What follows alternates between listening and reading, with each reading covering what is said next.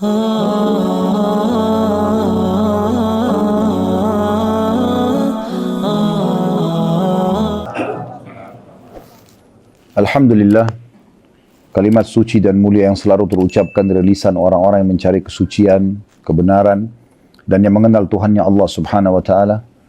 Kalimat ini sangat diyakini oleh setiap orang Muslim bahwasanya dia penghubung antara dia sama Tuhannya Allah, dan Allah menjadikan sebagai kalimat berterima kasih atau bersyukur, yang dengannya segala nikmat yang kita butuhkan akan dipenuhi di roda kehidupan di muka bumi ini, dan puncaknya kita akan mendapatkan balasan nanti di akhirat.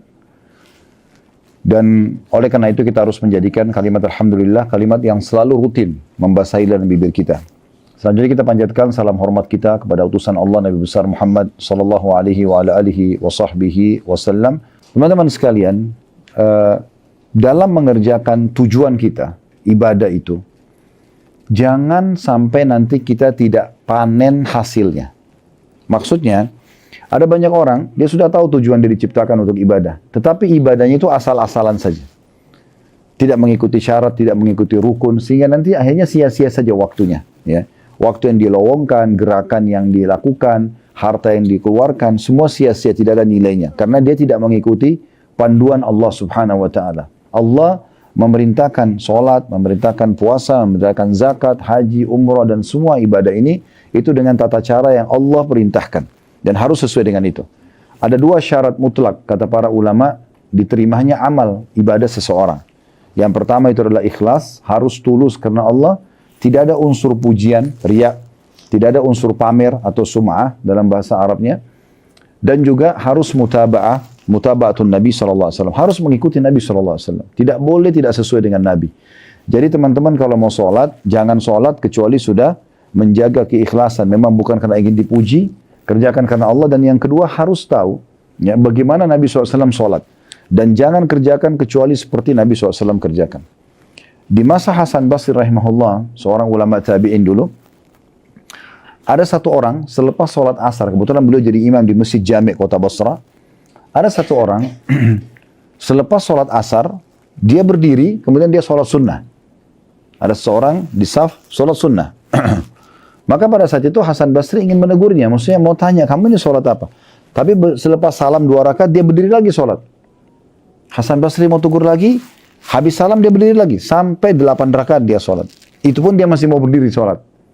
Maka Hasan Basri pada saat dia selesai salam di rakaat yang ke-8-nya, memegang tangan orang tersebut lalu mengatakan, kamu ini sholat apa? Maka orang itu tiba-tiba marah sambil mengatakan, apakah Allah akan menghukumku karena aku sholat? Maka Hasan Basri menjawab dengan ilmu. Beliau mengatakan, Allah tidak menghukummu karena kamu sholat, tapi Allah menghukummu karena kamu membuat-buat sholat itu. Ini kapan ada perintahnya 8 rakaat habis asar ini kapan? Gak pernah ada perintahnya. Kenapa dilakukan? Justru itu akan mendatangkan hukuman Allah Subhanahu wa Ta'ala. Jadi ibadah dan Islam ini teman-teman akan sangat mudah kalau kita ikuti panduan. Kalau bahasa sederhana dari saya, mengikuti sunnah Nabi SAW dan contoh dari beliau itu mudah dan murah. Ya. Sementara bertolak belakang dengan syariat pasti akan sulit dan mahal. Orang kalau meninggal, coba ikutin sunnah Nabi SAW, bungkus dengan kain kafan 2 lembar, sholatin, kubur. Kuburnya pun gundukan tanah sama 1 batu nisan, selesai. Ikuti sunnah akan sangat mudah. Kata Nabi SAW, ikramu mayyit dafnu. Penghormatan terhadap jenazah adalah segera memakamkannya. Dimakamkan hari itu tidak pakai tunggu anaknya, cucunya datang dulu dari luar negeri, udah dimakamkan, selesai. Tapi kalau kita tidak ikuti sunnah, bagaimana keadaannya? Akan repot. Harus begini, harus begitu. Ya. Saya pernah menemukan ada satu kerabat meninggal, itu sampai kain kafannya ditulis-tulisi. Segala macam tulisan, dan dibuat seperti baju. Ya. Saya tidak tahu kenapa, dan saya tidak pernah tahu dari mana sumbernya ini. Tapi seperti itu. Kemudian pada saat diantar jenazahnya turun ke kuburan, lalu diajak ngomong jenazah itu. Ya. Nanti kalau malaikat datang kepadamu tanya siapa Tuhanmu, jawablah ini. Kalau ini orang mati dengar dari mana, gitu kan?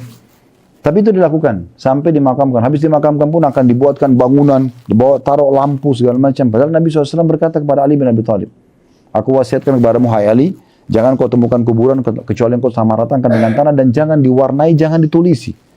Sudah perintah Nabi SAW. Tapi seperti itulah. Orang kalau ikuti sunnah Nabi SAW mudah dan murah. Tapi kalau orang ngikutin selain itu, maka pasti akan sulit bagi dia. Karena memang tidak ada panduannya. Ingat, baik di mata seorang muslim adalah harus yang baik di mata Allah dan Rasulnya. bukan sesuai dengan kita. Kalau patokannya selalu karena ini baik, begitu selalu alasannya, maka baik menurut siapa? Setiap orang punya persepsi masing-masing. Oleh karena itu kita harus mengikuti apa yang benar-benar baik yang dipandang oleh Allah dan Rasulnya. Kadang-kadang ada hal-hal yang kita tidak suka, tapi Allah dan Rasulnya menyukainya.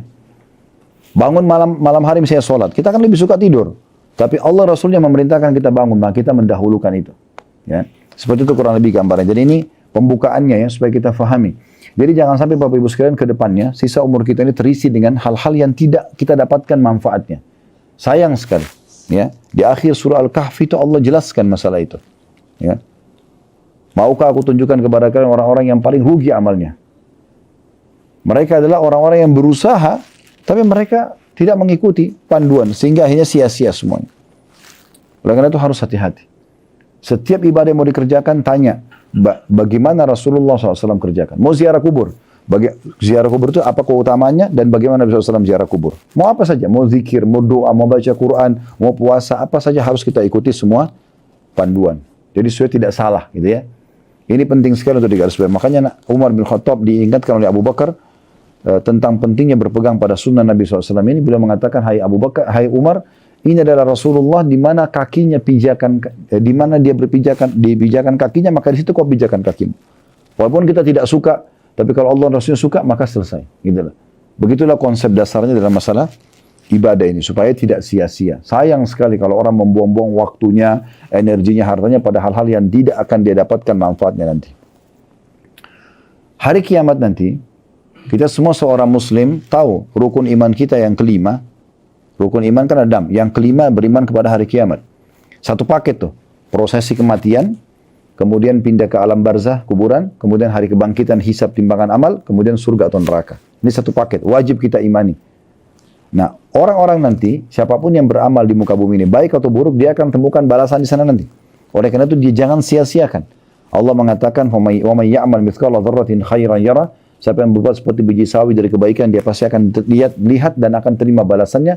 وَمَنْ يَعْمَلْ مِثْقَالَ ذَرَّةٍ شَرًّا يَرَهُ. Dan siapa yang berbuat seperti biji sawi dari keburukan, pasti akan diperlihatkan dan akan diminta pertanggungjawabannya, akan dihukum. Jadi semua ini akan kita temukan di sana nanti. Oleh karena itu harus hati-hati sekali. Kalau amal dosa, kalau orang sempat bertobat dunia, oke, aman.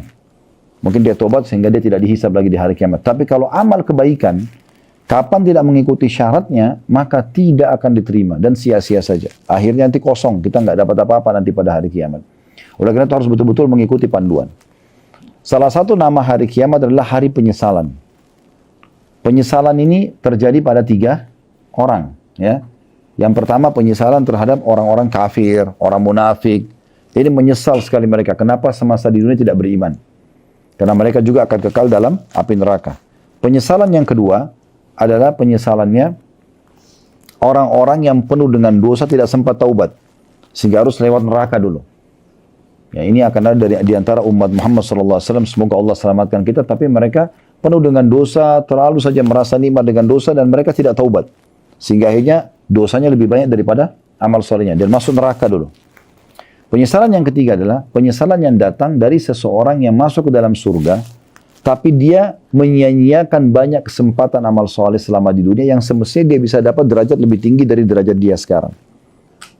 Nah, oleh karena itu kita harus garis bawahi baik-baik ini. Ya. Perhatikan 2 hal dalam beramal soleh. Ya, harus sesuai dengan panduan tadi dengan ikhlas. Itu yang pertama, ikhlas dan panduan. Kemudian poin yang kedua harus diperhatikan. Tadi syarat terima amal memang ikhlas dan sesuai dengan sunnah Nabi SAW. Kalau yang harus diperhatikan ada 2 juga. Tadi poin itu, ikhlas dan mengikuti sunnah Nabi SAW. Dan yang selanjutnya adalah harus memperhatikan ya kualitasnya. Bagaimana dia betul-betul menjaga kualitas tersebut, selalu konsisten, selalu sama atau bahkan lebih baik dari sebelumnya. Karena nanti dia akan terima pada hari kiamat nanti. Ya. Di hari kiamat nanti teman-teman sekalian kita akan sangat membutuhkan walaupun dengan setengah amal soleh. Kalau sekarang ada satu orang dari kuburan tiba-tiba Allah hidupkan. Kemudian dia diberikan kesempatan untuk memilih apa yang akan dia kerjakan. Pastikan misalnya dia dikasih kesempatan 5 menit hidup atau setengah jam lah dia hidup kembali. Pastikan dia tidak akan mungkin mencari lagi restoran favoritnya, kumpul sama keluarganya. Pasti dia akan cari amal apa yang paling baik yang bisa menambah ya timbangan amal dia pada hari kiamat nanti. Pasti akan seperti itu. Atau kita bayangkan diri kita saja. Misal kita sekarang sudah meninggal dunia, lalu Allah Subhanahu wa taala berikan kesempatan kita. Atau sebelum meninggal, anggap kita sekarang sedang melihat malaikat maut, dan itu pasti akan terjadi dalam hidup kita. Insya Allah satu waktu kita akan meninggal. Kemarin di Uhud kita baca doa salam untuk ahli kubur kan itu, wa inna insyaallah bikum lalahiqun, dan kami insya Allah akan menyusul kalian. Karena itu memang betul kita akan menyusul mereka. Anggap kita sedang melihat malaikat maut, orang lain tidak lihat. Sebelum nyawa kita dicabut, malaikat maut berikan kesempatan, misalnya, coba sekarang kamu masih punya kesempatan 5 menit untuk mengerjakan apa yang menurut kau paling baik. Saya yakin pada saat itu dia akan coba cari amal yang terbaik buat dia, ataupun dia bertobat dari dosa dia yang dia khawatir akan dihukum karenanya. Maka kita teman-teman sekalian tidak perlu tunggu malaikat maut datang. Kita harusnya sudah berpikir itu setiap saat bisa datang, dan kita harus punya persiapan dari sekarang. Jangan tiba nanti hari penyesalan di hari kiamat, karena sia-sianya amal soleh kita atau banyak dosa yang kita tidak bertobat darinya. Nah tadi saya suruh buka surah Al-Jathiyah yang artinya berlutut, ya, bertukuk lutut. Ini Allah gambarkan dalam surah ini penyesalan yang terjadi dari banyaknya orang nanti yang akan jadi penghuni neraka pada hari kiamat. Karena di dunia mereka lalai dari amal-amalnya. Banyak dosanya, baik dia kafir atau banyak dosanya, atau dia beramal tapi tidak punya panduannya, ya, sehingga sia-sia semuanya. Baik, kita coba baca surah ini ayat demi ayat insya Allah dengan terjemahannya. Kalau ada yang perlu ditadaburi, diberikan tambahan penjelasan, kami akan coba jelaskan. Tapi Bapak Ibu sudah bisa tangkap dari judul surah ini, Al-Jathiyah artinya bertukuk lutut. Maksudnya nanti hari kiamat mereka bertukuk lutut nanti di depan neraka dan menyesal pada saat itu. Karena tidak sempat tobat dari dosa, tidak sempat beriman, atau tidak sempat tobat dari dosa, atau banyaknya amal soleh yang tersia-siakan karena tidak sesuai dengan panduannya. Allah berfirman di ayat pertamanya, ada 37 ayat dalam surah ini. Saya akan bacakan semua insya Allah. Hamim. Hamim adalah potongan-potongan huruf dalam bahasa Arab di awal surah Al-Quran, di beberapa surah Al-Quran itu Allah lebih mengetahui maknanya. Itu dikatakan oleh para ulama tafsir. Atau bisa saja nama lainnya surah ini. Kayak misalnya surah Al-Jathiyah, kita bisa katakan dia juga surah Hamim, misal. Kemudian yang kedua ayatnya, Tanzilul kitabi minallahil azizil hakim. Kitab ini, maksudnya Al-Quran. Walaupun di HP kita sekarang kita sedang membaca kitab ini. Allah mengajak bicara kita semua. Diturunkan dari Allah yang maha perkasa lagi maha bijaksana. Jadi Allah Subhanahu wa taala kata ulama tidak menyatukan, tidak menyebutkan sifatnya kecuali memang itu adalah sifat hakiki dari Allah Subhanahu wa taala. Maha perkasa, semua kekuatan yang ada di muka bumi ini itu adalah bagian kecil daripada kekuatan Sang Pencipta Allah Subhanahu wa taala. Kita bisa lihat di tubuh kita sendiri misalnya, kalau kita menggunakan satu jari telunjuk saja untuk mengangkat kresek misalnya, maaf, yang ada isinya misalnya 5 kilo atau 10 kilo, kita masih bisa angkat. Padahal ini cuma tulang dan sendi-sendi, sedikit otot saja. Dari mana power ini? Jadi kalau 2 mungkin lebih lagi. Kalau 3 lebih kuat. Kalau semua telapak tangan kita maka lebih kuat lagi. Begitu juga dengan seluruh tubuh kalau kita gunakan powernya. Ini satu manusia. Kalau 10 manusia berkumpul, kalau 100 manusia berkumpul, begitu juga dengan hewan-hewan. 1 ekor singa kuat. Kalau 2 ekor singa, 3 ekor singa, sampai seterusnya, ini semua. Ini semuanya kekuatan yang ada ini adalah bagian kecil dari keperkasaan Sang Pencipta Allah Subhanahu wa taala. Jadi Allah itu maha perkasa. Allah menggambarkan, ini Quran ini yang kalian sedang baca turun dari yang menciptakan semua kekuatan yang ada di muka bumi ini. Ya, di alam semesta ini. Itu maha perkasa. Dan maha bijaksana. Maksudnya Allah Subhanahu wa taala bijaksana dalam semua keputusannya. Ya. Apapun yang Allah tentukan dan Allah sudah jadikan sebagai keputusan, yang diselamatkan, yang dihukum, itu semua dengan kebijaksanaan Allah Subhanahu wa taala. Lalu mulailah Allah ayat 3-nya mengajak kita berfikir, ya. Inna fis samawati wal ardi la ayatin lil mu'minin. Ketahuilah sesungguhnya pada langit dan bumi itu benar-benar terdapat tanda-tanda kekuasaan Allah untuk orang-orang yang beriman. Kita disuruh melihat ke langit tanpa tiang, luas. Siapa di antara kita teman-teman sekalian yang pernah lihat ujungnya langit? Ada yang pernah lihat? Nggak akan pernah kita lihat ujungnya. Kita ada di Amerika, kita ada di Australia, kita ada dimanapun benua di muka bumi ini, atau kota, desa terpencil pun, yang terkecil pun, tetap langit akan sama. Karena memang langit itu sangat luas. Langit sangat luas. Digambarkan oleh Nabi SAW, perumpamaan bumi kalian ini, Dibandingkan dengan langit pertama di atas kepala kalian, ibaratnya seperti sebuah cincin yang dibuang di padang pasir. Jadi kalau kita ambil cincin kita lalu kita lempar di padang pasir, maka tidak akan kelihatan cincin tersebut karena luasnya padang pasir. Itulah perumpamaan bumi dengan langit di atas kepala kita. Makanya kita mutar-mutar dimanapun kita tidak akan pernah lihat ujungnya karena luasnya langit tersebut. Allah menjadikan langit itu sebagai sebuah pelajaran yang harus direnungi oleh manusia. Bagaimana atap ini bisa berdiri, karena kita yakin ada temboknya, ada tiangnya. Ya, mungkin teman-teman yang bergerak di properti, di arsitek mungkin mereka faham masalah ini, lebih faham daripada kita semua. Tapi kita bisa lihat, pasti secara akal manusia nggak mungkin ada bangunan tanpa tiang. Tapi Allah tantang kita dalam sebuah ayat yang lain, Allah mengatakan, lihatlah ke langit yang kami naikkan, yang kami tinggikan bighairi amadin tarawunaha, tanpa tiang yang kalian bisa jangkau dengan mata kalian. Allah suruh kita berpikir melihat semua itu. Belum bintang-bintang ada di sana. Manusia cuma bisa mengatakan, oh ini jumlahnya miliaran, karena mereka sudah tidak bisa menghitungnya. Dulu di Madinah ini ada satu museum, tapi subhanallah dibongkar. Saya tidak tahu juga kenapa. Dulu ada museum Quran. Kita kalau masuk ke sana, ada satu layar mirip dengan waktu di Mekah, museum Wahyu, dia seperti bioskop begitu. Kita bisa melihat, dia kasih ilustrasi kalau manusia itu dilihat dari jarak 10 meter. Lagi duduk di Masjid Nabawi, diangkat kamera 10 meter. Lalu diangkat 100 meter, lalu diangkat 1 kilometer, sampai sekian juta kilometer ke atas sana, sudah nggak nampak, bukan cuma manusianya, tidak nampak buminya, bahkan sangat kecil semuanya. Dan itu semuanya dikuatkan dengan ayat Al-Quran, dan ilmu pengetahuan juga mengatakan, bumi kita ini seperti pasir dibandingkan alam semesta yang sangat luas ini. Banyak sekali, miliaran jumlahnya, bintang-bintang yang bahkan lebih besar daripada bumi itu sendiri. Ini Allah suruh kita berpikir. Ya mungkin tidak asing bagi kita ilmu pengetahuan alam yang sudah kita pelajari, tapi perlu kita renungi. Allah telah menyebutkan sebagai pencipta tentang langit tersebut. Lalu Allah mengatakan, dan juga pada bumi. Bisa diambil hasilnya, bisa cocok tanam, bisa dibangun di atasnya, kita bisa berjalan di atasnya. Allah mengatakan semua itu terdapat tanda-tanda bagi orang yang mau beriman.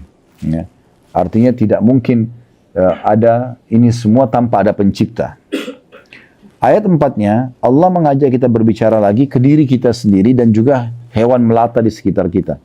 Wa fi khalqikum wa ma yabuthu min dabbatin ayatun liqaumin yuqinun.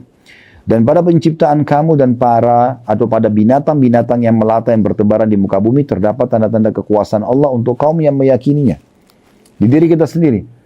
Ya, fungsi mata, melihat, telinga, mencium misalnya atau menghirup, bibir dan lidah mengucap dan mengecap, tangan menjamah, kuping mendengar, kaki melangkah. Semua ini ada fungsi dan kita tidak bisa alih fungsikan.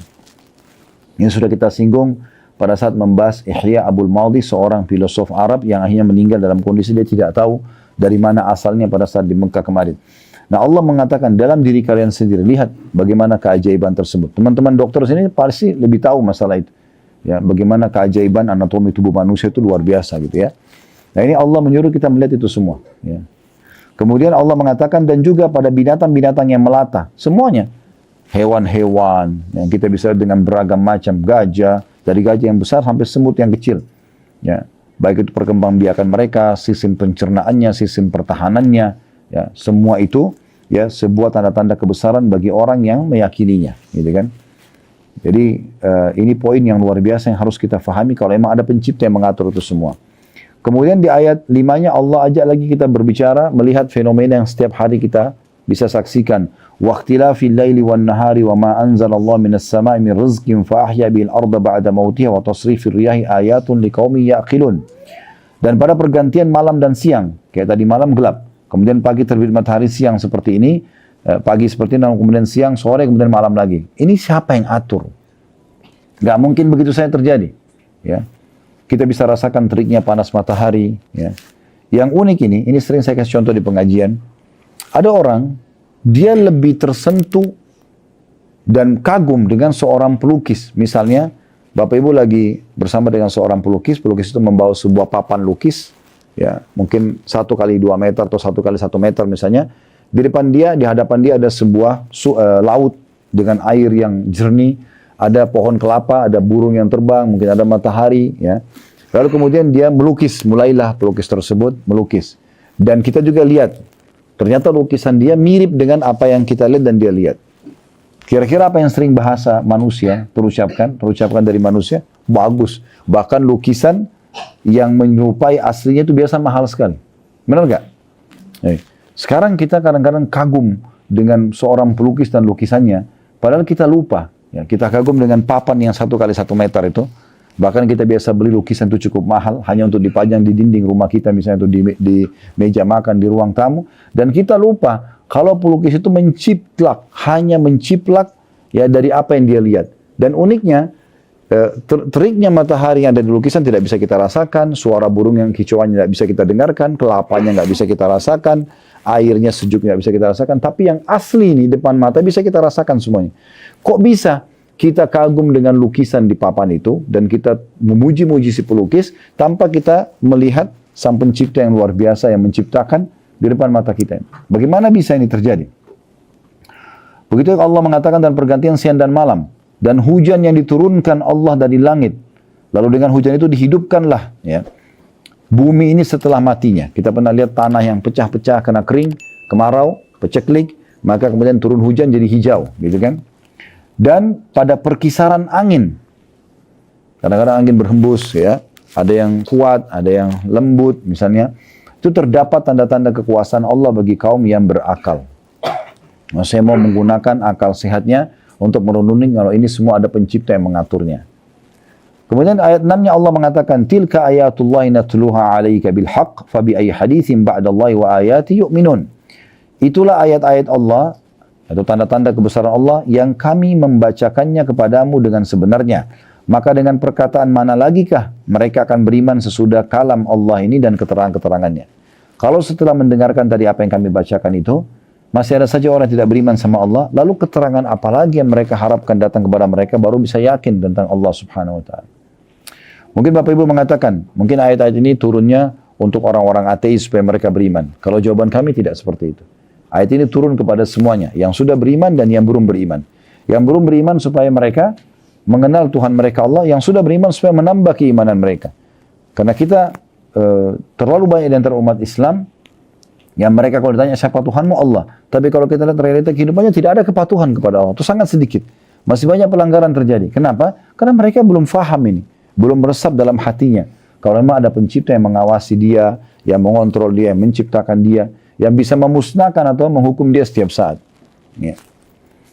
Lalu setelah itu ayat 7-nya Allah mengingatkan tentang kecelakaan, kebinasaan, hukuman yang datang bagi orang-orang yang mendustakan Allah subhanahu wa ta'ala. Ayat 7-nya wailun likulli affakin asim. Kecelakaan besarlah bagi orang-orang yang banyak berdusta lagi banyak berdosa. Maksudnya mendustakan ayat Allah, ya, tidak membenarkan, kemudian juga dia berdusta dalam kehidupan sehari-hari, dan juga banyak berbuat dosa, pelanggaran. Karena dia tidak yakin ada Tuhannya, maka selalu hidupnya isi dengan dosa-dosa. Ayat 8-nya Allah menggambarkan seperti apa ciri mereka. Yasma'u ayatillahi tutla alaihi thumma yusirru mustakbiran ka'allam yasma'ha wa basyirhu bi'adzabin alim. Dia mendengar ayat-ayat Allah dibacakan. Kayak sekarang Bapak Ibu dengar saya bacakan ayat ini. Harusnya yang terjadi adalah hati kita tersentuh. Ya, tidak usah lihat siapa yang menyampaikan, tapi apa yang disampaikan. Kalau itu benar, ya kita terima, gitu kan? Sekarang Allah mengatakan, dia mendengar orang-orang yang membangkang ayat-ayat Allah dibacakan kepadanya, kemudian dia tetap menyombongkan diri, seakan-akan dia tidak mendengarnya. Maka beri kabar gembira, dia akan diadab dengan yang pedih, atau adab yang pedih. Orang yang dengar peringatan Allah, ini nggak boleh loh Bu, nggak boleh Pak, kerjakan ini, karena ini perintah Allah Rasulnya. Ah, saya nggak mau. Ah, sudahlah, nggak usah urus saya, ini urusan saya, dan seterusnya. Ini Allah ancam mereka dengan adab yang pedih. Di dunia, sebelum akhirat.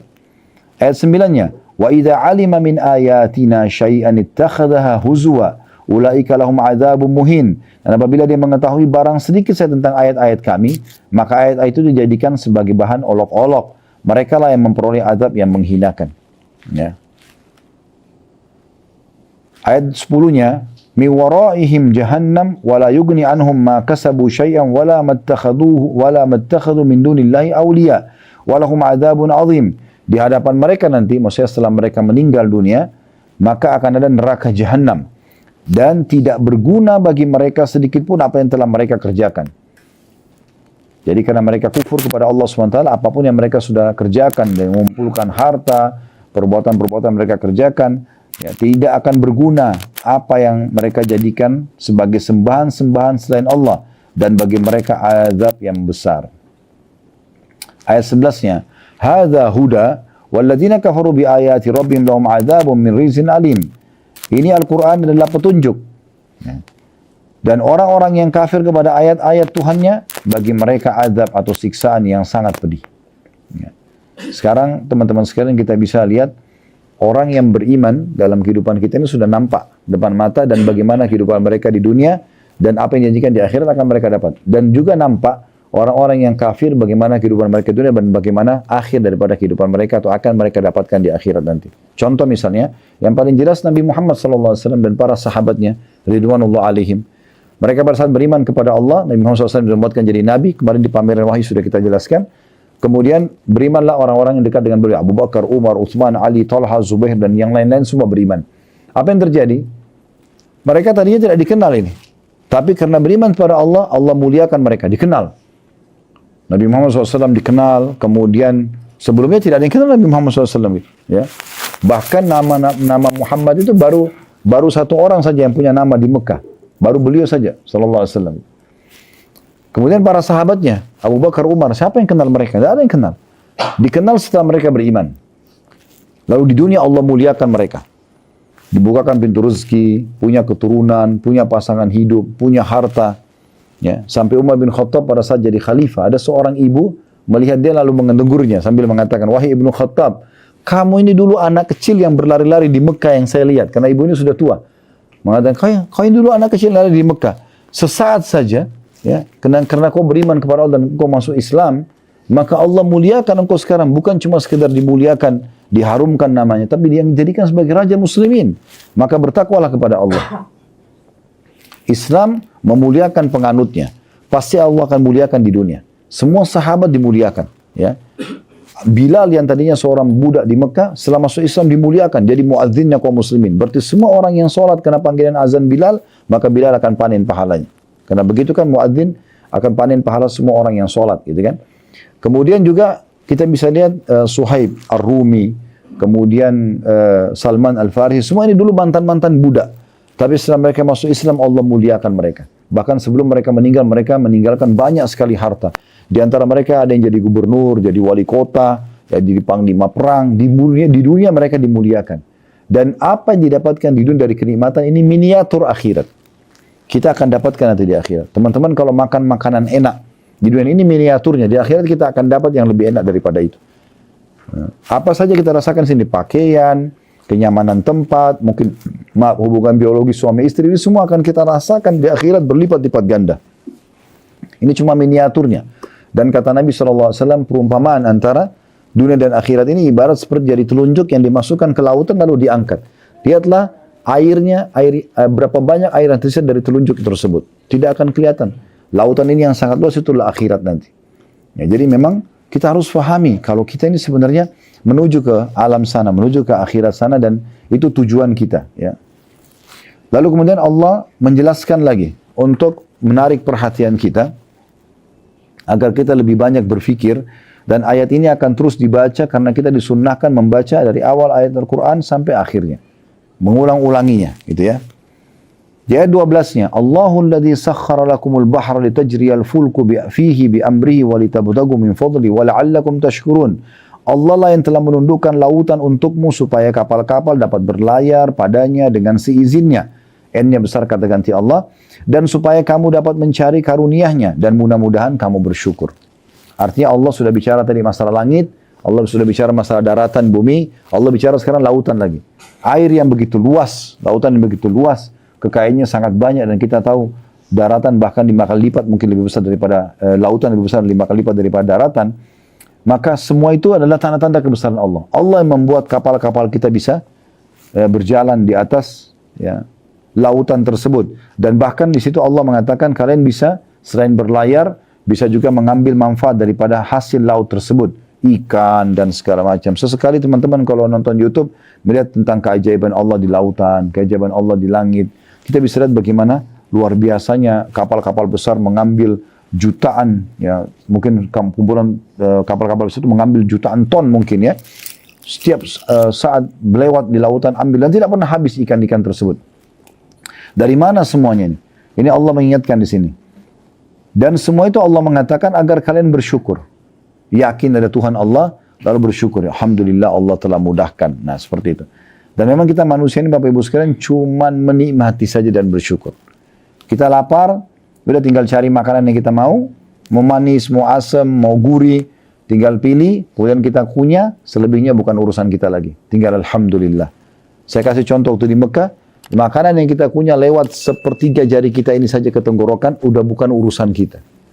Lu bayangkan repotnya kalau kita ini harus memilah-milah dari satu potong roti, yang mana yang akan jadi mana vitamin A-nya, mana vitamin B-nya, mana ininya, mana itunya, mana ininya. Kita pilih sendiri, kemudian kita taruh di komposisi tubuh kita masing-masing. Tapi luar biasa yang Sang Pencipta sudah mudahkan. Kita cuma lapar, isyarat tubuh kita butuh, kemudian kita pilih yang kita inginkan, makan, kunyah saja, selebihnya selesai. Bukan urusan kamu lagi. Saya pernah lihat sebuah ilustrasi yang menarik. Digambarkan tubuh manusia itu seperti sebuah pabrik raksasa, terdiri dari jutaan lift, yang semuanya sibuk, aktif. Ya. Di saat manusia itu berpikir, di saat manusia makan, di saat manusia minum, di saat dia tidur, itu sangat aktif semuanya. Ini luar biasa ini. Ya. Jadi harusnya manusia itu selalu berpikir di dirinya dia sendiri, di sekitar lingkungan dia, fasilitas yang Allah kasih, ini semuanya ada Tuhan yang mengaturnya. Ya. Kemudian Allah mengatakan di ayat 13-nya, وَسَخَّرَ لَكُمْ مَا فِي السَّمَاوَاتِ وَمَا فِي الْأَرْضِ جَمِيعًا مِّنْ إِنَّ فِي ذَلِكَ لَآيَاتٍ لِقَوْمٍ يَتَفَكَّرُونَ.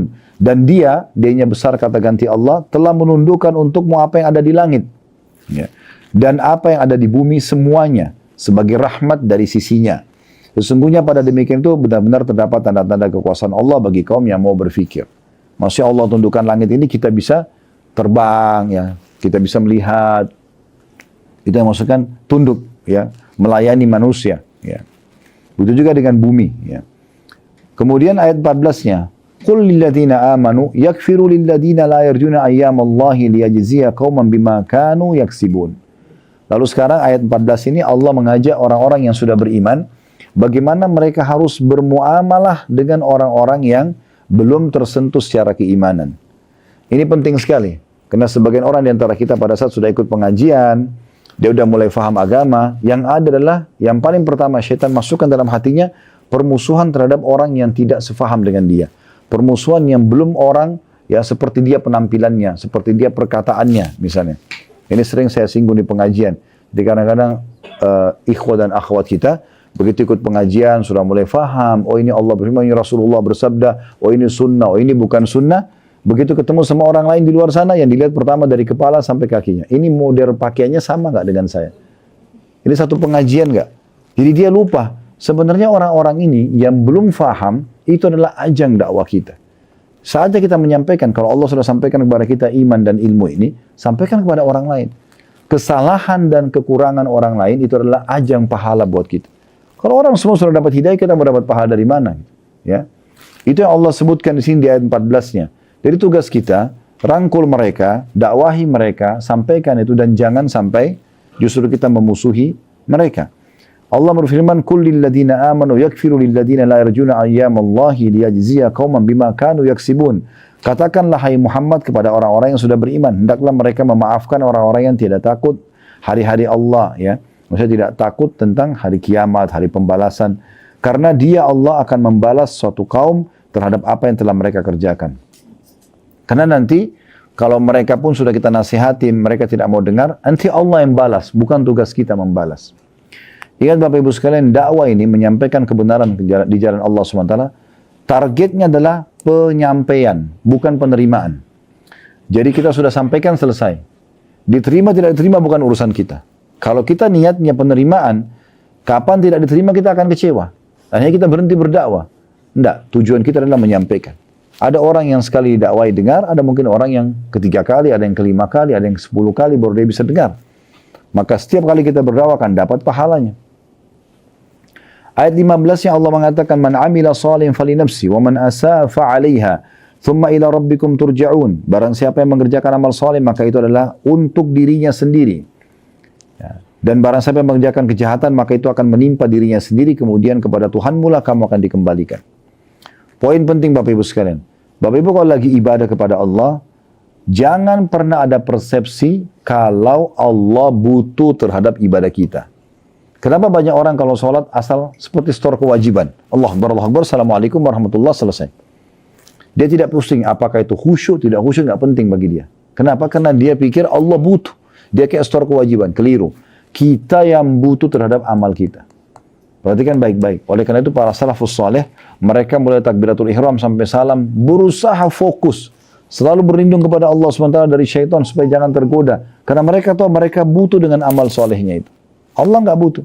Kalau kita dari lahir sudah bisa ngomong, sudah bisa ibadah, misalnya dari bayi hari pertama, sampai kita meninggal di 70 tahun misalnya, atau 80 tahun, kita beribadah tetap tidak ada pengaruhnya kepada Allah Subhanahu Wa Taala. Allah nggak butuh dengan amal kita. Yang butuh itu kita, ya. Oleh karena itu harus pahami teman-teman sekalian. Semua amal soleh ini kita yang butuh. Kalau Allah mudahkan lisan kita istighfar atau berzikir atau berdoa, tangan kita bersedekah atau kita membantu orang lain, pikiran kita misalnya untuk agama ini, misal contoh, hati kita selalu khusyuk kepadanya, kaki kita melangkah ke tempat-tempat yang dibolehkan, ini berarti Allah inginkan kebaikan buat kita. Ya, karena amal soleh ini buat diri kita sendiri. Dan barang siapa yang berbuat kejahatan, Allah sudah datangkan peringatan. Rasa khawatir, awal mau mencuri, awal mau berzina, awal mau apalah berbuat dosa, Allah datangkan kekhawatiran. Kalau dia berhenti, amanlah dia. Kalau dia melangkah, Allah datangkan peringatan lagi.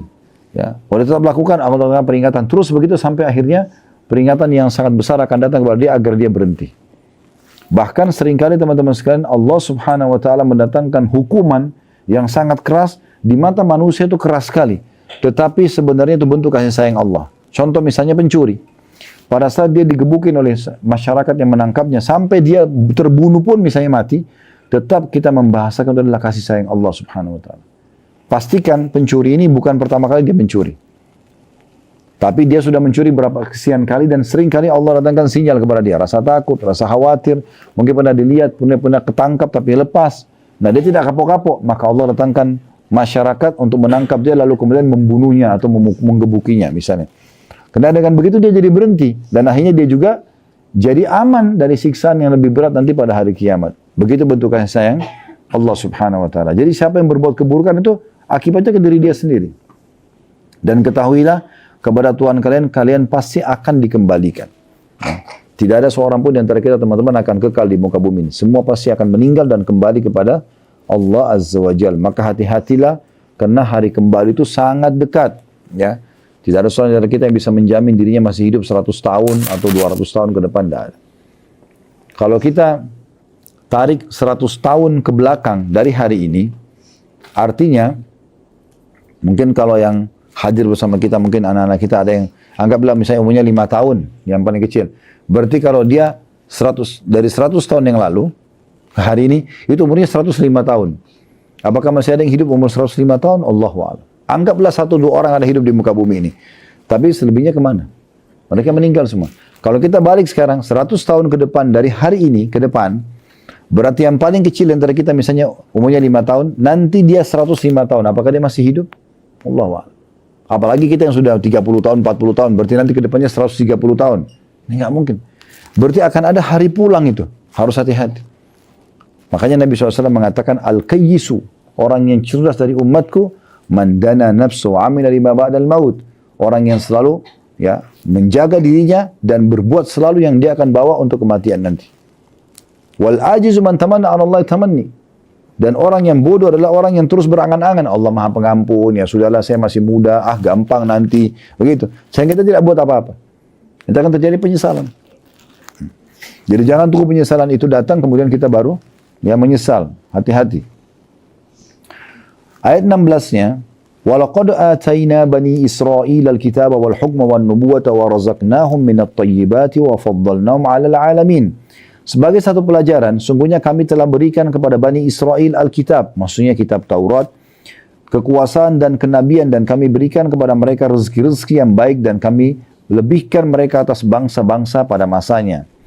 Ayat 17-nya, وَآتَيْنَاهُمْ بَيِّنَاتٍ مِنَ الْأَمْرِ وَمَا اخْتَلَفُوا مِنْ بَعْدِ مَا جَاءَهُمُ الْعِلْمُ بَغْيًا بَيْنَهُمْ فَمَخْتَلَفُوا إِلَّا مِنْ بَعْدِ مَا جَاءَهُمُ الْعِلْمُ بَغْيًا بَيْنَهُمْ إِنَّ رَبَّكَ يَقْضِي بَيْنَهُمْ يَوْمَ الْقِيَامَةِ فِيمَا كَانُوا فِيهِ يَخْتَلِفُونَ. Dan kami berikan kepada mereka keterangan-keterangan yang nyata tentang urusan agama. Maksudnya hukum-hukumnya jelas dalam kitab Taurat itu. Maka mereka tidak berselisih melainkan sesudah datang kepada mereka pengetahuan karena kedengkian yang ada di antara mereka. Sesungguhnya Tuhanmu akan memutuskan antara mereka pada hari kiamat terhadap apa yang mereka selalu berselisih padanya. Ayat ini, ayat 17, maksudnya adalah kita diberikan peringatan oleh Allah SWT. Jangan kalian seperti Bani Israel. Sebelum datang Musa, mereka sesat. Begitu datang Musa, mereka jadi lurus. Tapi setelah mereka punya ilmu, justru muncul, ya syaitan muncul dengan satu penyakit yang berbahaya, yaitu dengki. Baghyan bainahum. Mulailah iri dengki. Nah ini sering kita lihat di tengah-tengah umat Islam. Begitu sudah saling faham agama, malah saling iri satu sama yang lain. Justru harusnya ilmu agama kan mengontrol mereka supaya mereka saling merendah, saling berbagi, saling mengalah, saling memaafkan. Tapi ini tidak. Allah menggambarkan di ayat 17, dulu Bani Israel itu kami berikan kepada mereka kenabian, kami berikan kepada mereka petunjuk-petunjuk yang nyata dalam kitab Taurat. Tapi setelah punya ilmu, justru Bani Israel banyak yang menyimpang karena kedengkian di antara mereka. Artinya kalian umat Muhammad jangan sampai seperti ini. Setelah punya ilmu, jangan justru saling iri dan dengki satu sama yang lain. Tapi bagaimana saling mendukung pada hal-hal yang positif, yang benar dalam agama, dan mengingatkan hal-hal yang buruk, supaya ditinggalkan. Ayat 18-nya, ثُمَّ جَعَلْنَاكَ عَلَى شَرِيئَةٍ مِنَ الْأَمْرِ فَاتَّبِعْهَا وَلَا تَتَّبِعْ أَهْوَاءَ الَّذِينَ لَا يَعْلَمُونَ. Kemudian, hai Muhammad, kami jadikan kamu berada di atas satu syariat, maksudnya peraturan dalam Al-Quran, dari urusan agama itu. Maka ikutilah syariat itu dan jangan kamu ikuti hawa nafsu orang-orang yang tidak mengetahuinya. Ya, maksudnya kalau sudah faham agama ini, ikutilah selalu sebagai panduan hidup. Jangan justru sudah faham agama mengikuti orang-orang yang belum faham agama. Terpengaruh dengan teman-temannya, dengan lingkungannya, kolega bisnisnya misalnya. Semua ini dia tidak boleh terpengaruh. Dia harus istiqamah dengan apa yang sudah Allah ajarkan kepada dia. Ayat 19-nya, innahum la yughnu 'anka minallahi syai'a. Wa innal zalimina ba'dhum awliya'u ba'din wallahu waliyul muttaqin. Sesungguhnya mereka sekali-kali tidak akan dapat menolak dari kamu sedikit pun dari siksaan Allah. Dan sungguhnya orang-orang yang zalim itu sebagian mereka menjadi penolong bagi sebagian yang lain, dan Allah adalah pelindung bagi orang-orang yang bertakwa. Maksud ayat ini adalah orang-orang yang di sini sebelumnya ayat 18 Allah ingatkan, ini ada syariat hai Muhammad kami turunkan, ikuti itu. Jangan ikuti hawa nafsu orang-orang yang tidak faham agama.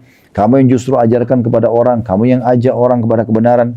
Kalau seandainya kamu melanggar, menyimpang, maka mereka tidak akan bisa membantumu sedikit pun di hadapan Allah nanti pada hari kiamat. Dan ketahuilah, orang-orang zalim itu memang penolong satu sama yang lain ya, dalam kemaksiatan. Dan Allah akan menjadi penolong bagi orang-orang yang bertakwa. Ayat 20-nya, Hada basairu linnasi wa hudan wa rahmatun liqaumin yuqinun. Al-Quran ini adalah pedoman bagi manusia, petunjuk dan rahmat bagi kaum yang meyakininya. Sini Allah tidak katakan Al-Quran adalah pedoman bagi orang beriman saja, tapi pedoman bagi manusia. Petunjuk dan rahmat bagi kaum yang meyakininya. Ya. Jadi dalam Al-Quran itu kita kalau ingin cari tentang umat sebelum kita, lengkap disebutkan tentang umat-umat kaum Lut, kaum Saleh, kaum Shu'aib, kaum Lut. Kalau kita mau cari tentang peraturan-peraturan atau syariat, kita akan temukan dalamnya. Kalau kita ingin mencari tentang informasi sesuatu yang gaib yang akan datang, juga kita akan dapatkan.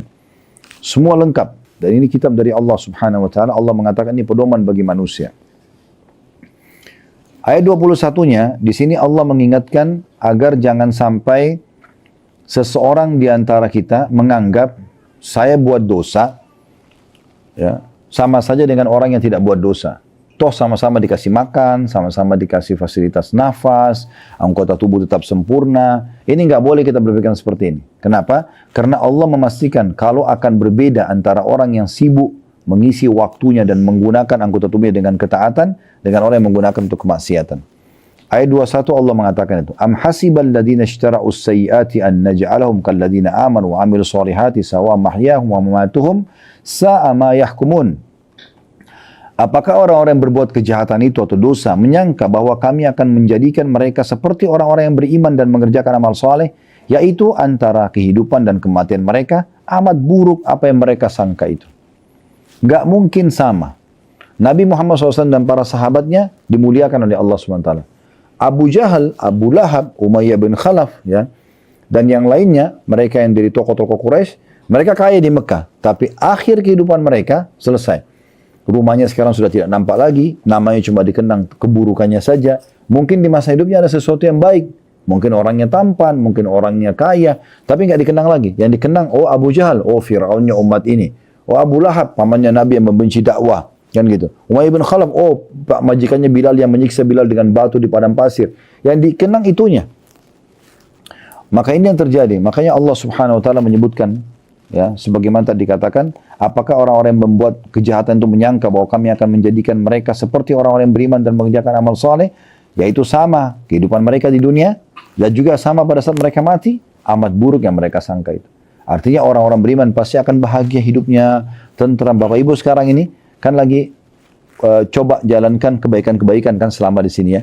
Di Mekah, di Madinah, kita sholat, kita puasa, kita apa nih yang kita bisa lakukan yang baik. Mungkin juga ada yang berpikir untuk silaturahim keluarga dengan memberikan mereka hadiah, telepon, dan seterusnya. Misal contoh.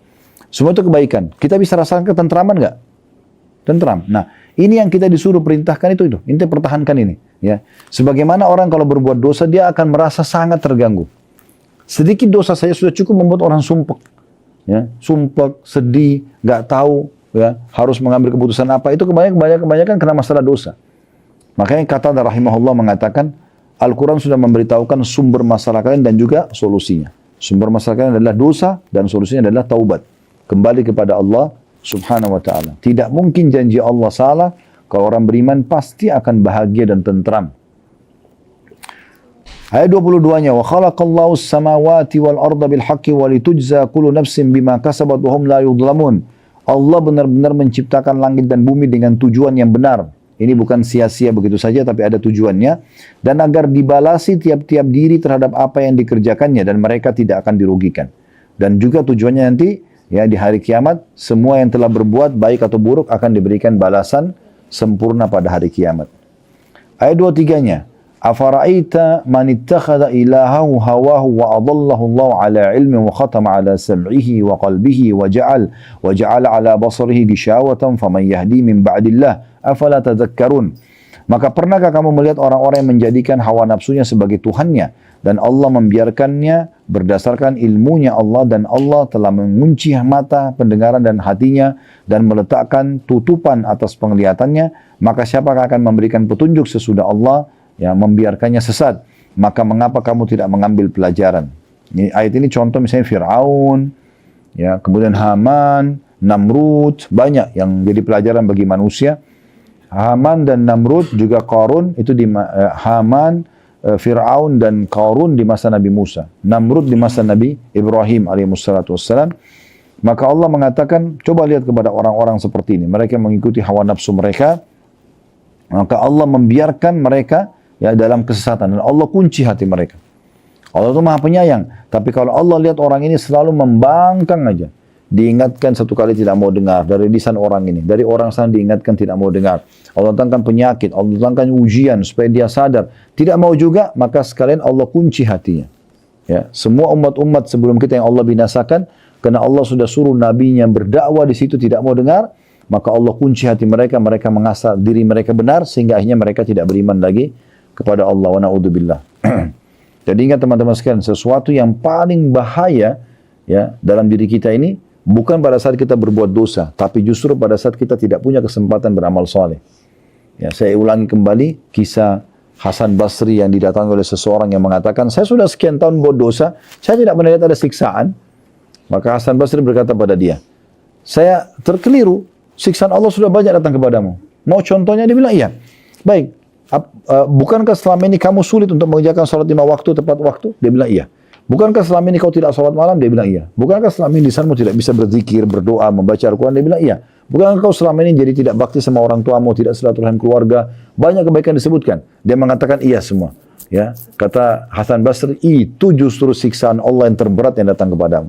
Seseorang tidak bisa melakukan ketaatan. Jadi kalau Bapak Ibu dipilih oleh Allah bisa lakukan ketaatan seperti ini, luar biasa. Ya, ini peluang yang Allah berikan, maka jangan disia-siakan.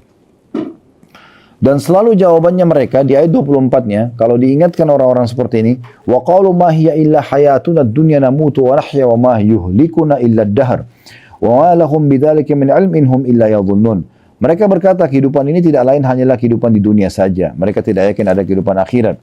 Kita mati dan kita hidup dan tidak ada yang membinasakan kita selain masa. Maksudnya sudah tiba ajal, mati. Tidak ada kebangkitan lagi. Dan mereka sekali-kali tidak mempunyai pengetahuan tentang itu. Mereka tidak lain hanyalah menduga-duga saja. Ya. Padahal sebenarnya Allah sudah ciptakan kita sebagaimana kita ada di sini dulu, kita juga akan mati dan kita akan dibangkitkan lagi di sana. Tidak ada yang mustahil bagi sang pencipta Allah. Sebagaimana kita bisa lahir di muka bumi ini, maka bukan mustahil kita juga akan dibangkitkan.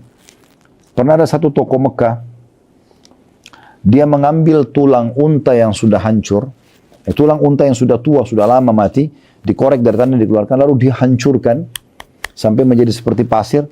Lalu dia datangi Nabi Muhammad SAW di dekat Ka'bah lagi ibadah beliau. Lalu dia lempar ke wajah Nabi sambil mengatakan, "May yuhyil idhama wa hiya ramim." Dalam surah Yasin. Dia mengatakan, siapa yang bisa mengembalikan tulang-tulang yang sudah hancur lebur seperti ini? Maka pada saat itu Allah turunkan Jibril membawa wahyu. Lanjutan ayatnya, "Qul yuhyiha alladhi ansha'a wa lam wa huwa bikulli khalqin alim." Katakan, hai Muhammad, yang akan menghidupkan kembali ini adalah yang telah menciptakannya pertama kali. Dan dia sangat mengetahui ciptaan-ciptaannya. Jadi, tidak ada yang mustahil semuanya. Tapi mereka memungkiri itu. Ayat 25-nya, wa idza tutla 'alaihim ayatuna bayyinatin ma kana hujjatuhum illa an qalu tu bi abaina in kuntum shadiqin. Apabila dibacakan kepada mereka ayat-ayat kami dengan jelas, ya Allah berfirman, tidak ada bantahan mereka selain dengan dari mengatakan, datangkan nenek moyang kami jika kamu adalah orang-orang yang benar. Maksudnya mereka menantang para nabi, ya, yang telah menyampaikan dakwah kepada mereka, kalau kalian benar, hidupkan orang-orang tua kami yang sudah mati dulu. Ini hanya pembangkangan saja. Kemudian ayat 26-nya, Qulillahu yuhyikum, thumma yumitukum, thumma yujma'ukum ila yaumil qiyamati la raiba fihi, walakinna aktsaran nasi la ya'lamun. Katakan, hai Muhammad, Allah lah yang menghidupkan kamu, kemudian mematikan kamu. Setelah itu mengumpulkan kamu pada hari kiamat yang tidak ada keraguan padanya. Akan tapi kebanyakan manusia tidak mengetahuinya. Ya. Kelebihan kita sebagai seorang muslim, Bapak Ibu sekalian, kita ini dikasih bocorannya. Diberikan bocoran oleh Allah Subhanahu wa taala apa yang akan terjadi nanti. Kita ini sebagai seorang muslim dijelaskan tentang awal penciptaan langit dan bumi, awal penciptaan manusia, bagaimana Adam AS diciptakan dari tanah, kemudian disujuti oleh malaikat, diperintahkan oleh Allah, bagaimana kejadian dia masuk ke surga, digoda oleh iblis, lalu kemudian makan buah yang dilarang, lalu diturunkan di muka bumi. Kemudian setelah itu, ya terjadilah turun-temurun keturunannya. Kemudian setelah itu diberikan gambaran kita, ya, tentang masalah kematian, proses seperti apa. Ada alam barzah, kuburan, diberitahukan, digambarkan dengan sangat gamblang. Kuburan bisa menjadi taman dari taman surga, lubang dari lubang neraka. Kemudian ada hari kebangkitan, nanti dibangkitkan dalam kondisi, kata Nabi SAW, kan dibangkitkan dalam kondisi telanjang kaki, telanjang badan, tidak terkhitan. Kata Aisyah, ya Rasulullah, kakak betapa malunya. Kata Nabi SAW, kalian tidak, pada waktu Aisyah tidak seperti yang kau bayangkan. Semua orang akan ketakutan memikirkan dirinya sendiri. Sekarang kalau kita berada di satu kota itu lagi diserang oleh musuh dan di depan mata kita orang ini ditebas, orang itu ditembak. Ya. Terus ada orang lari telanjang, kita masih nafsu lagi? Sudah enggak?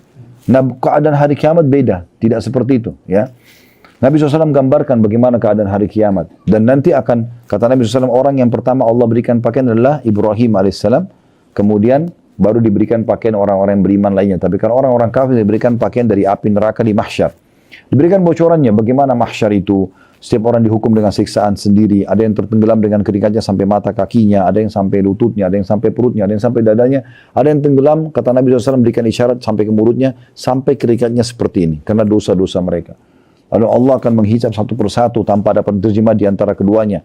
Lalu kemudian ditimbanglah amal baik atau buruk. Beruntunglah orang yang timbangan amalnya lebih berat daripada amal buruknya sehingga dia bisa selamat ke dalam surga. Kemudian kita lewat, dibentangkan sirat di atas neraka. Sirat kata Nabi SAW lebih tipis dari rambut, lebih tajam dari pedang. Dan sangat licin, menggelincirkan. Di sekelilingnya ada ya duri-duri yang seperti duri sa'dan. Jadi seperti melengkung dan tajam. Itu akan menyabit siapapun yang Allah suruh jatuhkan ke dalam neraka tersebut.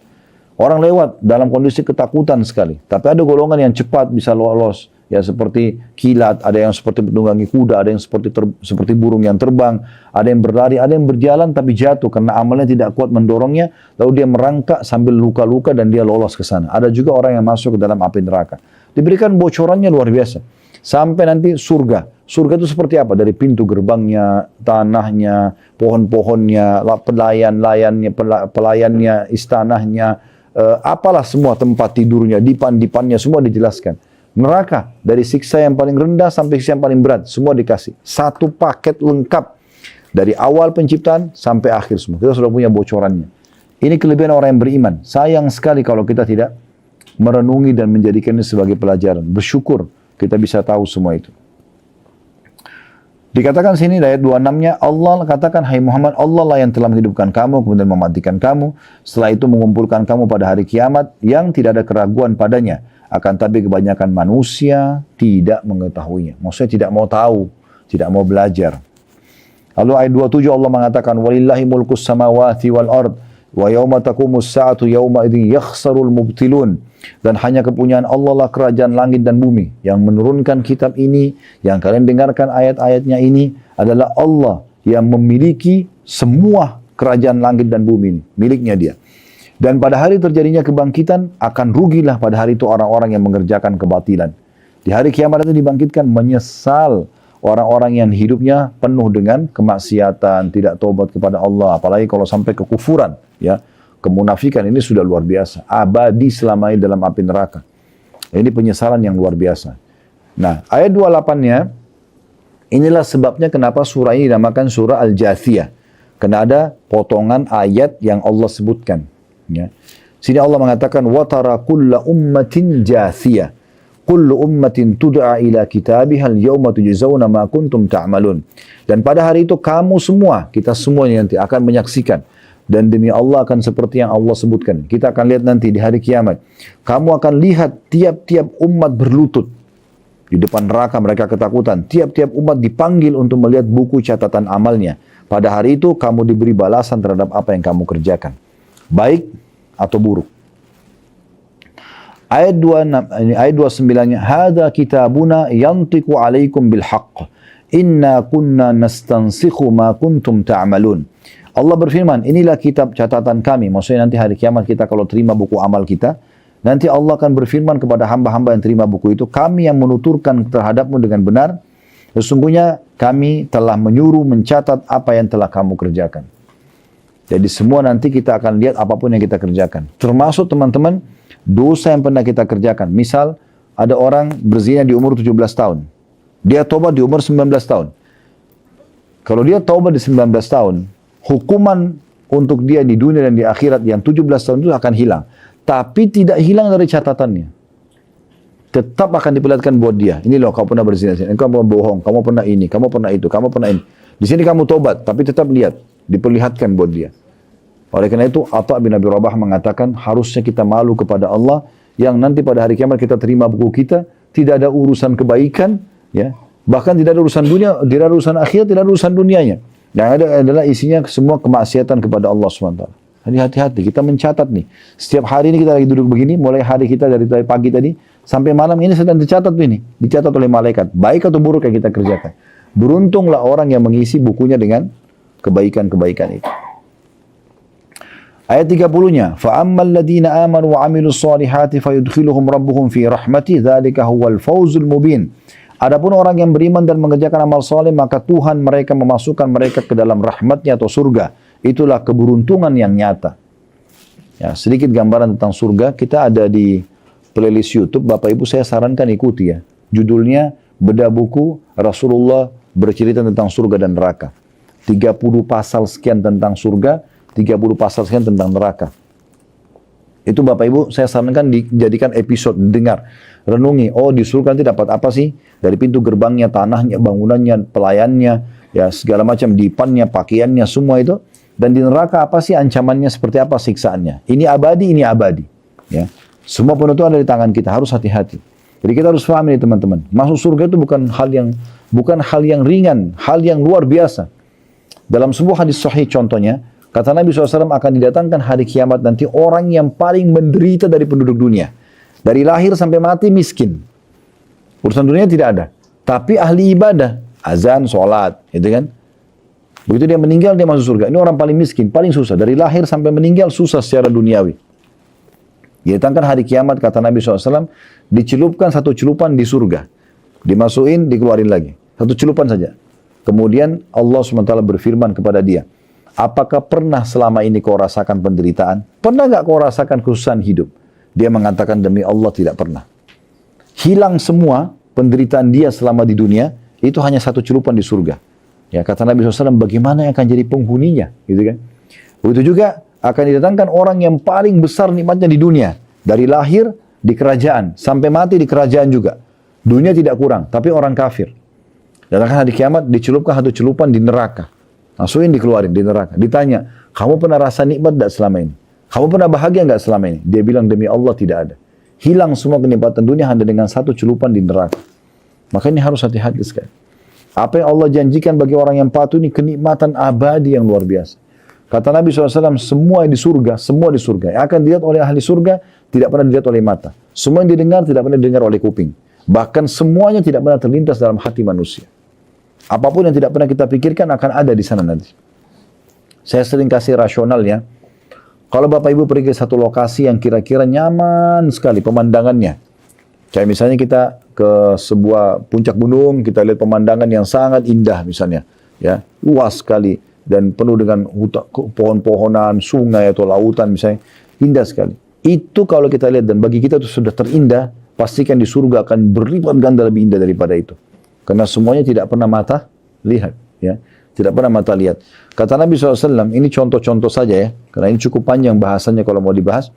Kata Nabi SAW, buah di surga itu akan selalu mendekat kepada ahlinya atau ahli surga. Kita tidak metik lagi buah itu. Kapan ini ada buah? Kita lihat pohon anggur, pengen anggurnya. Baru pengen aja, sudah turun pohon rantingnya mendekati kita sampai ke tangan kita supaya mudah kita petik. Begitu dipetik, keluar lagi buah baru. Begitu terus. Dia sama dari sisi nama di dunia, tapi beda dari sisi bentuk, cita rasa, ya, dan rupa. Ya, ini beda. Jadi kata Nabi SAW, satu kurma di surga itu seperti tempayan besarnya. Ya, kayak meja yang besar sekali. Dan itu lebih putih dari susu, lebih lembut daripada buih, ya, dan lebih manis daripada madu. Begitu satu buah kurmanya. Ya.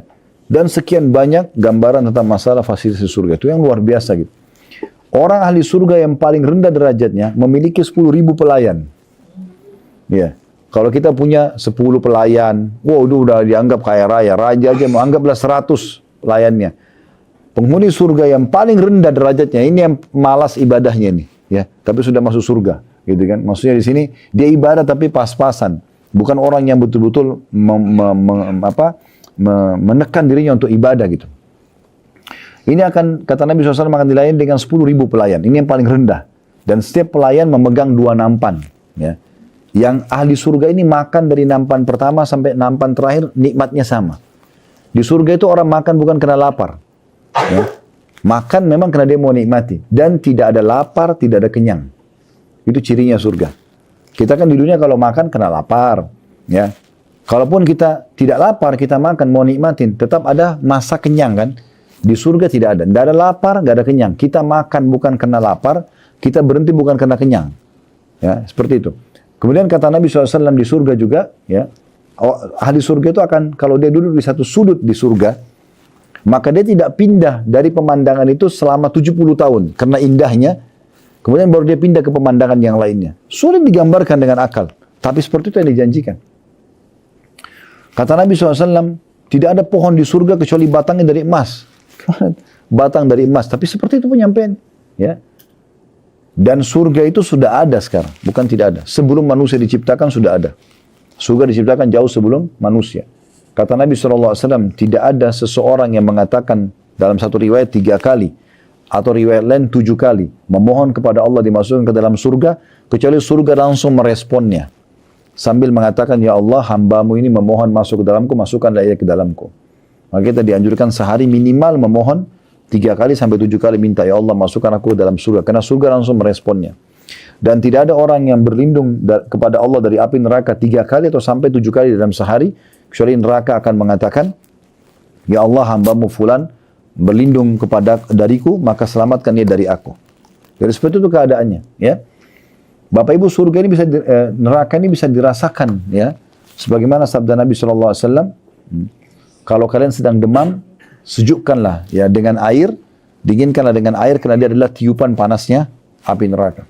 Ya. Juga cuaca yang dingin atau cuaca yang sangat panas itu tiupan dari api neraka. Kata Nabi SAW, neraka mengeluh kepada Allah tentang sebagainya membakar sebagian yang lainnya karena panasnya. Kemudian ya Allah Subhanahu Wa Taala mengizinkan dia menghembuskan nafasnya 2 kali dalam setahun. Itulah yang kalian rasakan, dingin yang sangat atau panas yang sangat. Bagaimana itu Allahu a'lam, gitu kan? Seperti itu keadaannya. Nah, beruntung kita orang beriman ini sudah diberikan bocoran sampai ke sana, gitu. Bahkan bagaimana caranya masuk ke dalam surga dan bagaimana caranya selamat dari api neraka. Nah, itu harus difahami. Ini sebagian kecil ya.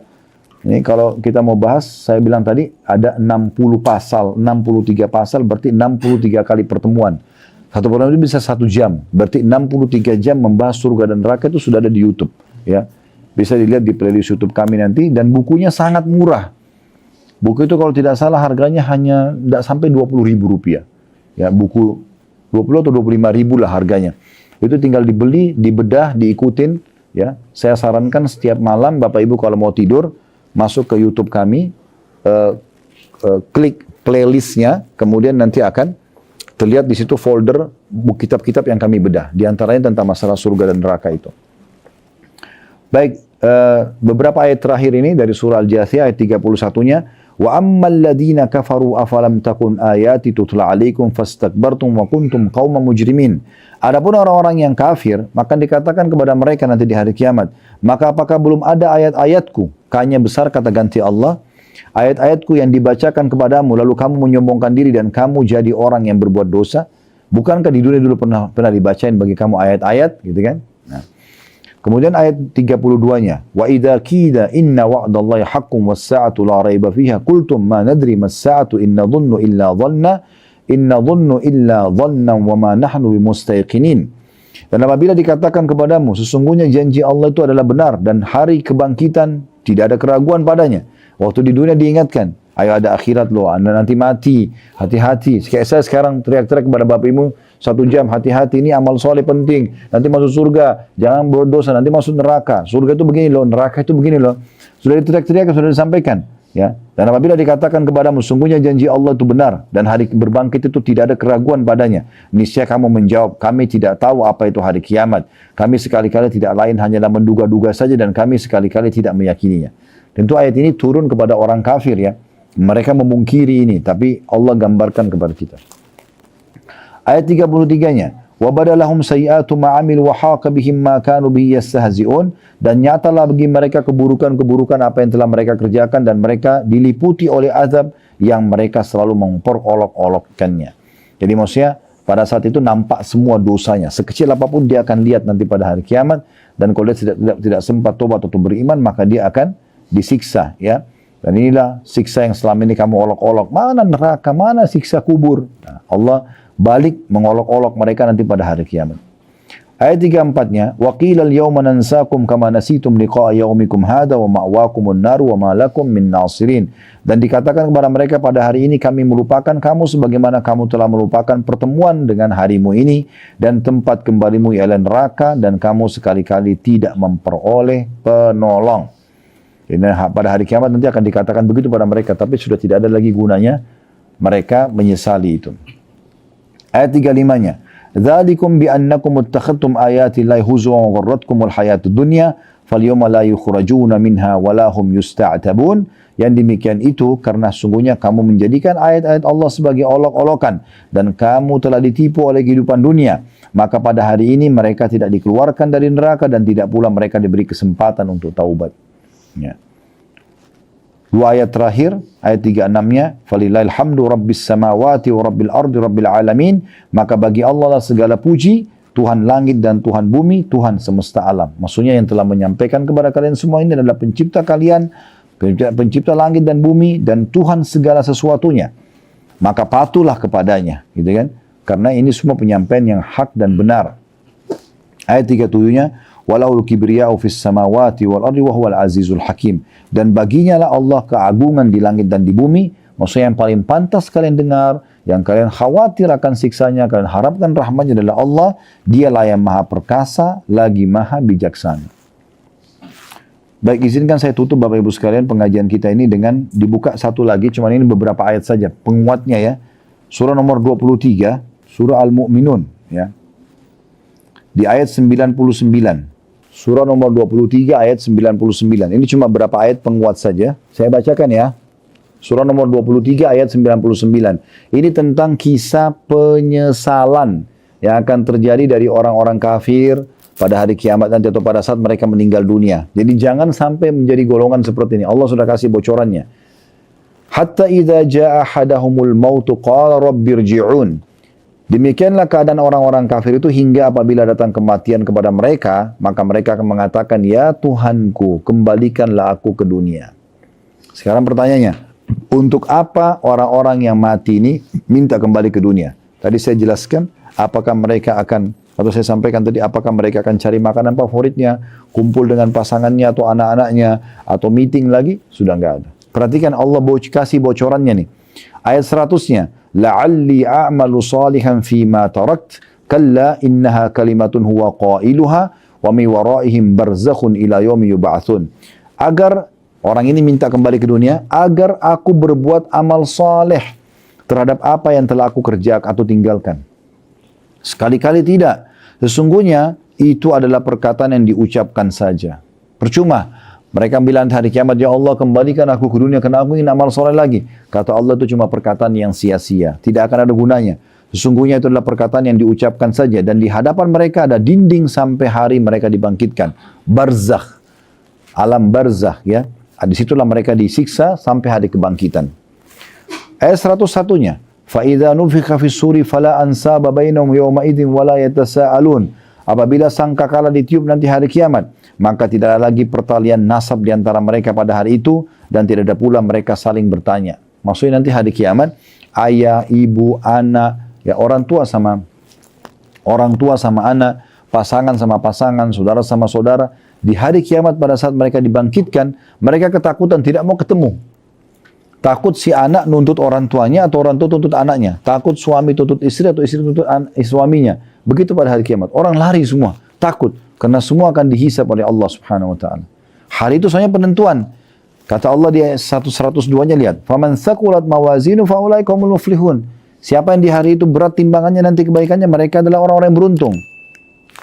Dan di ayat 103-nya, وَمَنْ خَفَّتْ مَوَازِينُ فَأُولَٰئِكَ الَّذِينَ خَسِرُوا أَنفُسَهُمْ فِي جَهَنَّمَ خَالِدُونَ. Dan barang siapa yang ringan timbangan amal solehnya, maka mereka itu adalah orang-orang yang merugikan diri mereka sendiri. Mereka kekal dalam neraka Jahannam. 104-nya, ini ada tafsirnya nanti ya. Ada hadis yang menguatkan. Perhatikan di sini Allah firman, ayat pendek tapi maknanya dalam sekali. Talfahu wujuhumun nar wa hum fiha kalihun. Artinya, muka mereka akan dibakar di api neraka. Maknanya dari semua sisi akan ada api. Dari bawah, dari depan, dari kanan, dari kiri, dari atas, semua akan ada api. Dan mereka di dalam neraka itu dalam keadaan cacat. Ya. Kata Nabi Muhammad SAW, khusus di ayat 104 ini, belum menyampaikan tafsirnya, ahli neraka nanti wa na'udzubillah, itu karena panasnya neraka, sampai bibir atasnya mereka meleleh, dan bisa dilipat sampai ke tengah kepala. Dan bibir bawahnya melepuh, meleleh sampai ke pusar perutnya. Itu saking tersiksanya mereka. Ya. Dan yang luar biasa di neraka Bapak Ibu sekalian tidak bisa minta maaf. Udah nggak bisa. Di sini masih bisa tobat nih. Di sana tidak ada lagi. Udah, kalau sudah ditentukan oleh Allah, diputuskan, Allah tidak akan berubah. Akan disiksa, ya disiksa. Malaikat penjaga neraka tidak ada negosiasi, nggak ada sogokan, nggak ada. Bakar-bakar, potong-potong, nggak ada ceritanya. Ya. Kayak negosiasi. Hati-hati sekali. Lalu di ayat 105 dikatakan kepada ahli neraka itu, alam takun ayati tutla alaikum fakuntum biha tukadzibun. Bukankah ayat-ayatku, kata Allah, K-nya besar kata ganti Allah, bukankah ayat-ayatku dibacakan kepadamu sekalian tapi kamu selalu mendustakannya? Ah, masa sih? Masa begitu? Nggak mungkin. Nggak usah urus saya. Nah, gitu. Diingatkan selalu saja menolak, gitu kan?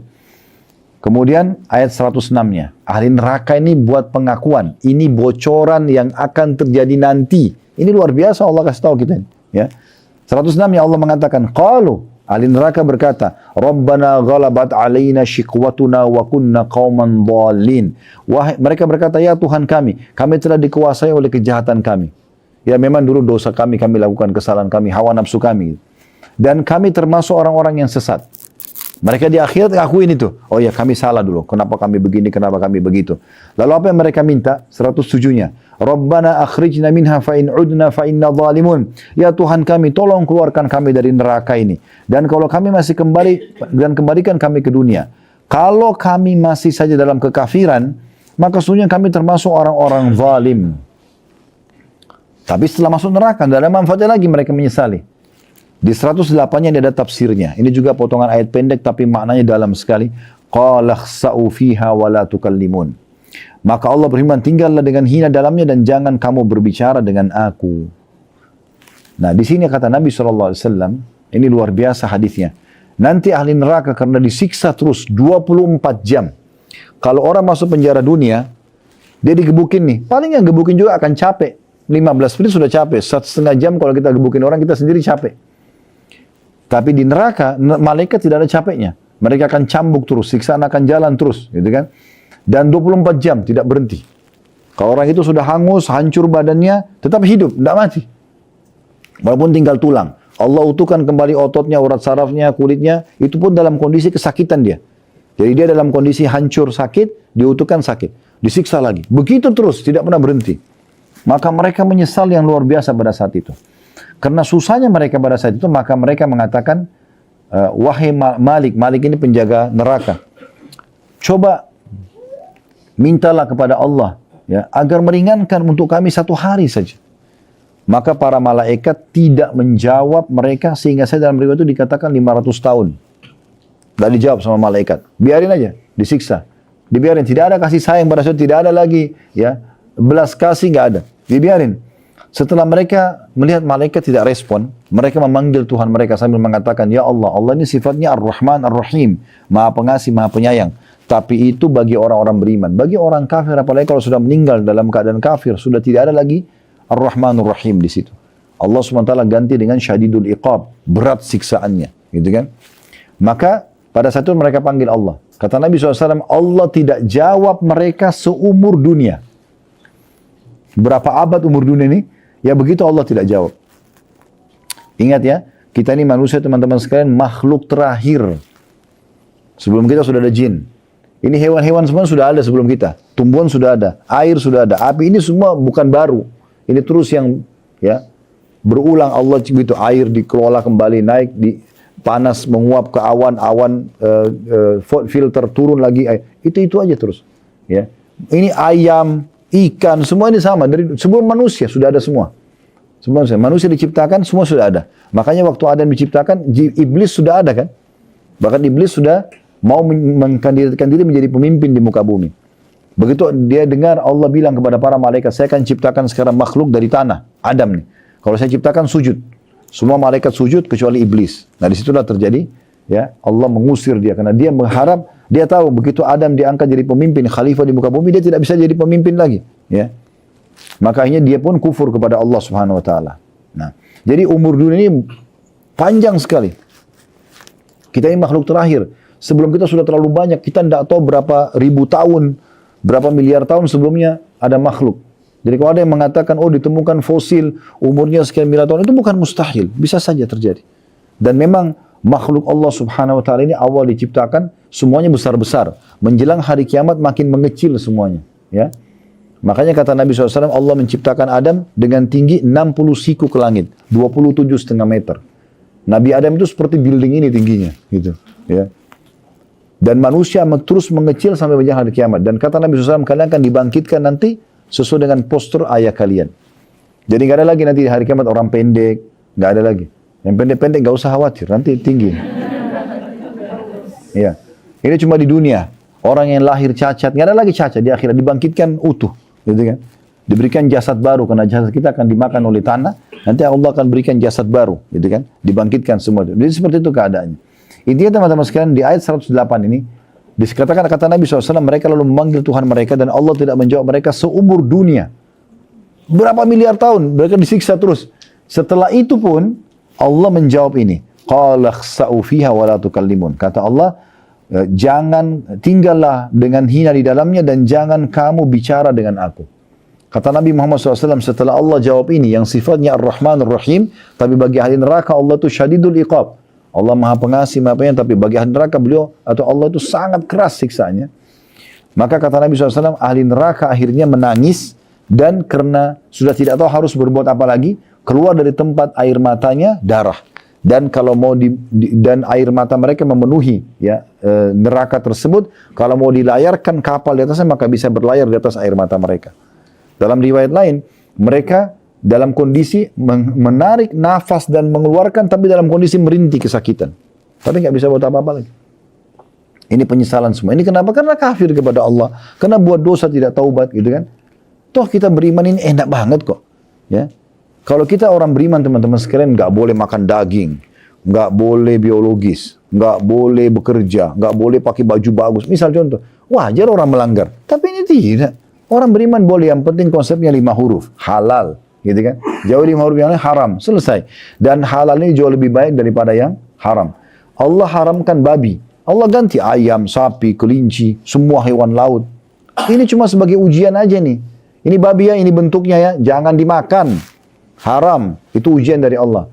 Tapi karena Allah berikan tubuh kita ini butuh protein hewani, ya udah, Allah ganti dengan yang lain. Ini banyak loh, jangan makanin.